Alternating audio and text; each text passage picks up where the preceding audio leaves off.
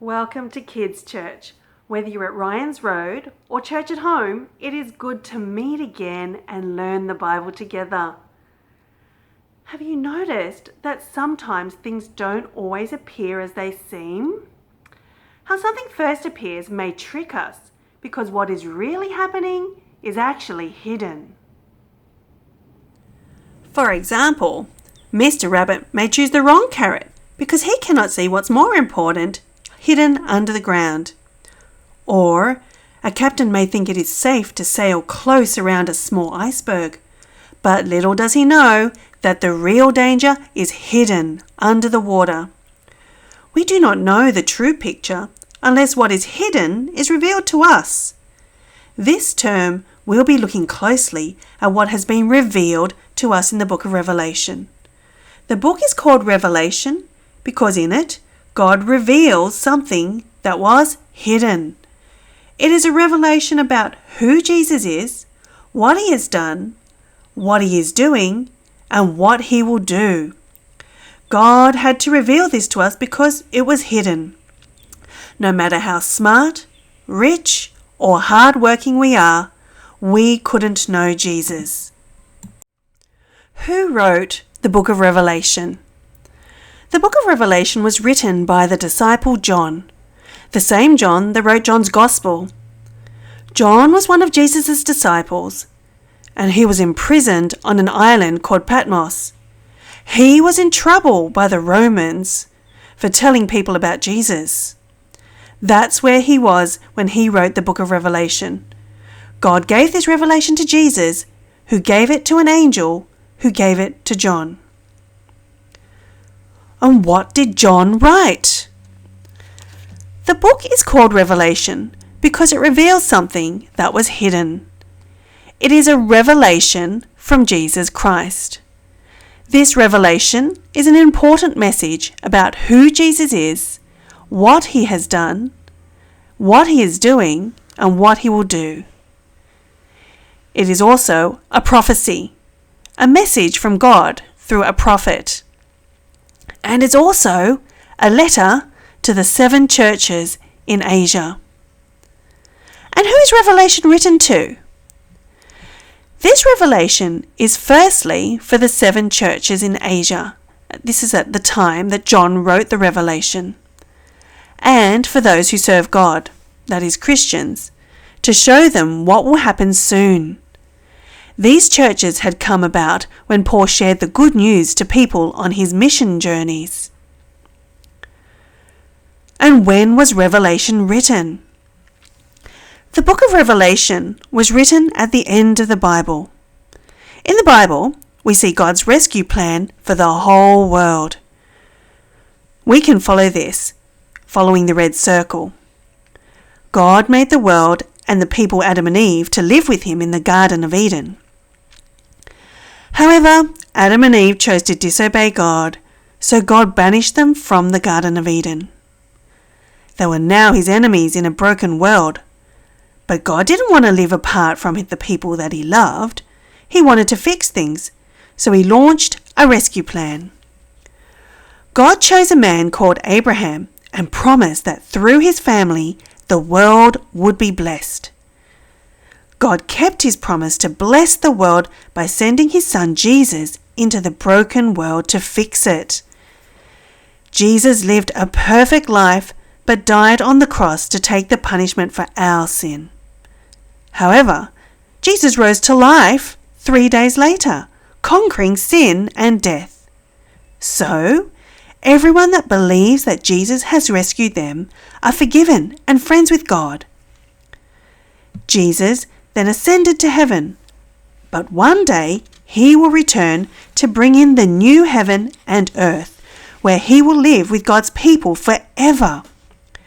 Jesus has fixed our world that was broken by sin. So, we can see that the whole Bible is God's rescue plan.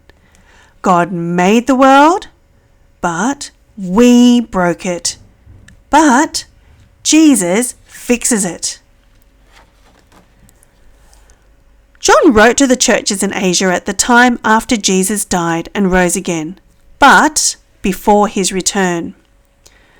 Jesus commands his followers to spread the gospel so others can be saved. So, God's church continues to grow today. But it will not always be easy for Jesus' followers. They will face suffering and persecution because the enemy Satan wants to take them away. But Jesus has already won over Satan, sin and death, and will one day return to judge his enemies and rescue his people so that they can be with him in the new heaven and earth. The new heaven and earth will be the final destination for God's people. Why did John write to the churches in Asia? John wanted to encourage God's people to keep on following Jesus until he returned. Would God's people rely and trust in Jesus until he returned on the last day? This would be tough for them because God's people in the churches in Asia were part of the Roman Empire, and the Roman Empire was the superpower that ruled for 1,000 years. It was difficult being a Christian in the Roman Empire because the Romans treated Christians badly for following Jesus instead of worshipping idols and worshipping the Roman emperor like he was a god. Christians faced being thrown in prison and even death. In one instance, the Roman Emperor Nero arrested Christians because he claimed they had burned down the city, while it was actually thought he probably set the fire himself. He had the Christians unfairly and cruelly attacked and killed. Imagine being a Christian at that time. You may have wanted to give up being a Christian, or denied Jesus as your king, or been ashamed of Jesus, or wondered whether God was really bigger and stronger than the Roman Empire. Would Christians be tempted to follow the Romans or keep on following Jesus? God encourages the churches by showing them that things don't appear as they seem.